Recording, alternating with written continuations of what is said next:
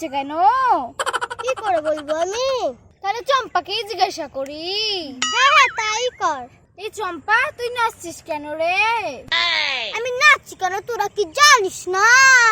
না আমরা তো জানি না। আরে পাগল, তোরা কোন জগতে বাস করিস? ওরা মনে হয় অন্য জগতে বাস করে, তাই জানে না। সত্যি কি তোরা জানিস না আমি কেন নাচছি?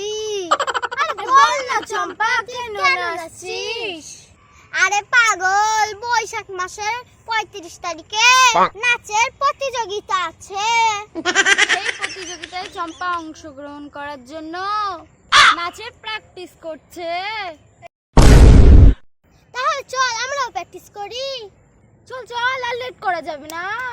হ্যাঁ চল চল। উরি বাবা, ওদের লোভ দেখ, পাদ্দি চলে গেল। শুধু পাদ্দে পাদ্দে নয়, পেদে ছড়াতে ছড়াতে চলে গেছে। প্রতিযোগিতায় যে করেই হোক আমাদের ফার্স্ট হতেই হবে। ওই ফার্স্ট হয়ে ওপরে চলে যাব। উপরে যাওয়ার কোনো শখ নেই। ওই ওপরে যাওয়ার কথা বলিনি রে। আরে ছাড়ে সব, বাদ দে, গানটা তো আগে চালা, তারপরে ডান্স করি। আমাদের নাচটাও প্র্যাকটিস হয়ে যাবে। পেদে নাচ করুক বা পেদে নাচ করুক, আমাদের কোনো শখ নেই। আরে ভুল বলিস না, দেখার শখ নেই। ও আচ্ছা আচ্ছা।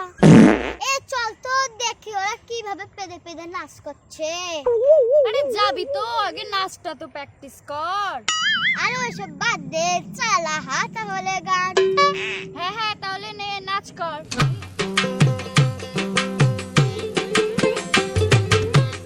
এই চল চল, ওরা কিভাবে পেদে পেদে নাচ করছে, চল একটু দেখি আসি।